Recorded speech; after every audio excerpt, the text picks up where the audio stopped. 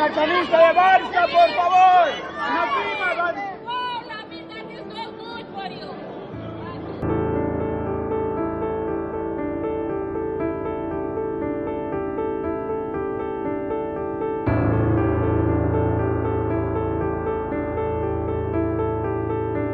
Sexto lugar, tem Vitinha ainda, tem Raphinha ainda, Raphinha.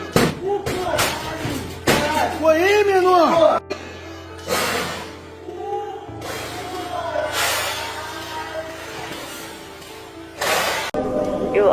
For me, you is the real winner. Ballon d'Or.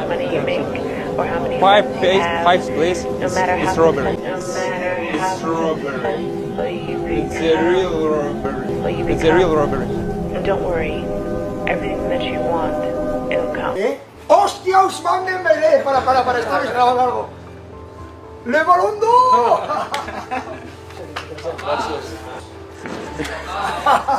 In Brazil, fans even went as far as damaging property in reaction to Raphinha's horrible fifth-place finish in the Ballon d'Or. A furious Russian fan called his placement a robbery. Fifth place, a robbery, he told Raphinha, who appeared visibly upset in a video. In reality, the entire football community showed support for the Brazilian, with Neymar in particular calling his final ranking a joke. Raphinha's reaction was honest. He didn't know what to say, but he's happy to be in the top 5. Now we have some bad news. Barcelona has taken another big hit with the injury of the fans' favorite Gavi. What worries Hansi Flick the most is how long he'll be out. In Spain, reports say Flick was the one most affected by the news. He's reportedly very sad. In this video, you'll find out exactly how long Gavi will be sidelined, the rage of Vinicius at Real Madrid with Mbappé involved, and the latest bombshell about Julian Alvarez at Barcelona. What's really happening behind the scenes at the club? Stick around until the end, and I'll tell you everything. Don't forget to subscribe and turn on notifications. Let's get into the news. Vinicius also found himself at the center of a heated clash with Levante's Unai El Jezabal, a confrontation that nearly boiled over into punches. After the match, El Jezabal publicly called out the incident and didn't hold back his criticism of the Brazilian forward. Tenías un encontronazo con Vinicius, no sé si... Pero sí que es verdad que cuando se nos falta el respeto no solo a nosotros, sino... When people disrespect us, the fans and the badge we represent, we have to say enough. He's a player with a lot of potential, but there are certain behaviors I simply won't accept as a person. They're inappropriate. I don't want to give him more importance than necessary because it's not worth it. One of the most surprising reactions to Dembélé being announced as the Ballon d'Or winner came from Real Betis. The club's official account made a parody of the post Vinicius had shared after losing the award in 2024, sparking a lot of reactions, including outrage from Madrid fans. Next to Dembélé's photo, the message read, "Admin, I'll do it 10 times if needed. They're not ready." Betis had a laugh at Vinicius, mocking his promises and his drop in performance. In the 2025 Ballon d'Or race, Vini finished 16th, an improvement from 2024 when he came in second, but still far below expectations. After so many promises, the Brazilian suffered a drastic dip in form, losing his starting spot at Real Madrid, while Mbappé stepped up as the team's main star. Vini didn't like losing the spotlight, but the numbers speak for themselves. Compared to the newly arrived Mbappé, he simply isn't delivering on the pitch. Another source of frustration for Vini is the salary gap with Mbappé. He feels undervalued by the club and even demanded a raise. Contract renewal last summer stalled because of these demands, as he wanted a salary comparable to the Frenchman. His frustration was clear, especially when he showed visible anger after being substituted in the match against Espanyol. "I was a player, and when I got substituted, it wasn't the best moment. I took it normally, naturally. I don't make a fuss about it," said Xabi Alonso. Vinicius es un hombre que ha sido muy respaldado por el Real Madrid. Former player, coach, and Real Madrid sporting director Jorge Valdano also weighed in on Vinicius's anger. According to him, Vinicius isn't the same player he used to be, and the coach isn't the same either. He first needs to raise his level and then convince the coach. These public displays aren't healthy, not under any circumstances. Valdano added, "Vinicius has been heavily supported by Real Madrid. He fought against the world. People, even the club, sided with Vinicius. But now it's a different situation. He's no longer angry at the world. He's angry at his own coach. And people at Real Madrid have always put the club before the player. So he should be a bit more careful, because these gestures imply a certain disrespect to the player who will take the field."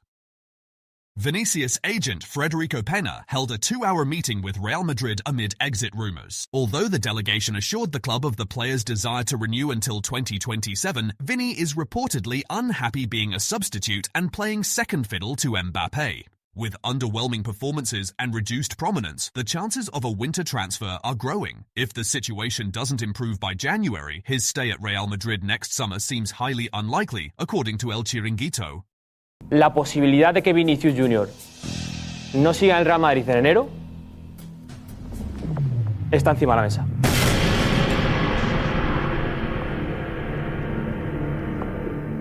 Vinicius has rejected Real Madrid's offer, demanding a salary on par with Mbappe, which the club refuses. According to Josep Pedrerol, the club does not plan to force a renewal. If he refuses the current terms, he could leave for free with a year and a half remaining on his contract, as Madrid only wants players committed to stay. Rumours suggest Real Madrid is dismissing a Vinicius case and backing Xabi Alonso in managing the player. They say the meeting with the agent addressed other matters, not a contract renewal. The club does not plan to let Vinicius go in January or match his salary to Mbappe. The renewal offer would still leave him as the second highest paid player. Talks were paused, and the club intends to remain calm until next summer, when the contract enters its final year, while Saudi clubs are reportedly monitoring the situation.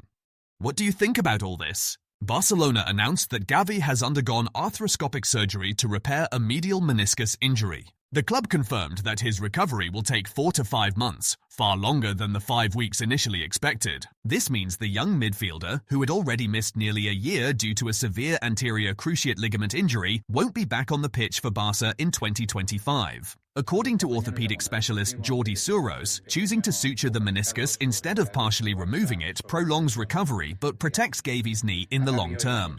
A meniscectomy would have allowed a quicker return, but with higher future risks for the joint. Suros praised Barcelona's medical team, saying that despite the longer absence, this was the best choice for the player's career longevity.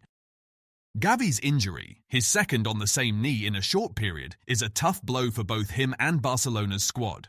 However, Hansi Flick has several options to replace him, both in midfield: De Jong, Pedri, Marc Casado, Marc Bernal, Eric Christensen, and further forward, Dani Olmo, Fermin Lopez, Dro, Raphinha, Ferran. That's why, despite Gavi's long absence, the club does not see an immediate need to sign reinforcements. According to AS, Hansi Flick was among the most affected when he learned about Gavi's lengthy recovery. The news came as an unpleasant surprise for everyone at the club, including the surgeon who had operated on Gavi's ACL 2 years ago. During the procedure, Dr. Joan Carles Monlau found the midfielder's knee in worse condition than expected, requiring a much more invasive intervention. When the medical team told Gavi the injury was more serious than initially thought, the Barca star was visibly shaken, knowing he faced a long rehabilitation and that his chances of playing in this summer's World Cup were at risk. At best, he won't return before February, and only if there are no setbacks during recovery. This news is also a major blow for Flick, who will be without one of his key players for the coming months. On the transfer front, Julian Alvarez is starting to gain attention at Barcelona. In Mallorca's 1-1 draw with Atletico Madrid, Julian Alvarez, back from injury, played 60 minutes but looked clearly frustrated on the bench after being subbed off, shaking his head and muttering to himself. It's not the best spell for the striker at Atletico, with just 1 goal in 6 appearances. If anyone knows him well, it's Hugo Rafael Varas, Julian's very first coach. He's been openly critical of the player's current situation at Atletico, saying he doesn't see Alvarez comfortable under Simeone and that he's not being used in his natural role. I don't see him comfortable with Simeone. He's played many games, but he's not the same striker because he's never played in the position he should, Varas told Super Deportivo on Radio Villa Trinidad.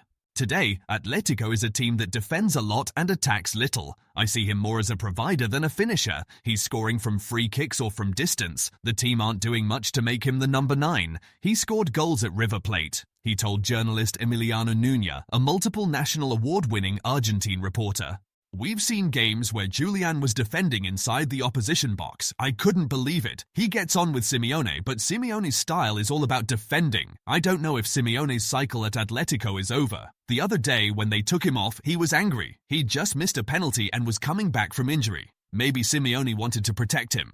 In my view, it was a mix of everything. Sometimes winning isn't about putting the number 9 on the pitch because the number 9 attracts defenders, but he's never played in the spot he should. The man who discovered Julian Alvarez also suggested the striker could move on in the future, either with a change of coach or by his own decision. He speculated that Barcelona or Real Madrid would be ideal destinations, noting that Alvarez has always been a Barca fan, but personally saying he'd like to see him at Real Madrid. Right now, Barcelona are eyeing Julian Alvarez for 2026. With Lewandowski nearing the end of his contract and Ferran Torres as the only real option, the club are looking for a new centre-forward. According to The Athletic, the highly reliable news outlet, Barcelona continue to monitor the Atletico and Argentina striker.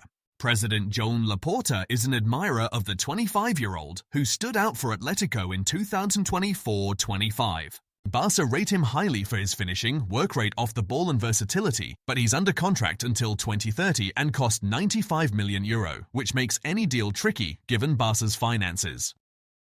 Even so, the La Liga champions are keeping a close eye on the Argentine international and his situation at the Riyadh Air Metropolitano. As Atletico's start to the season stutters, signing Julian Alvarez won't be easy. Would you like to see him at Barcelona? Drop your thoughts below and watch the video on your screen now.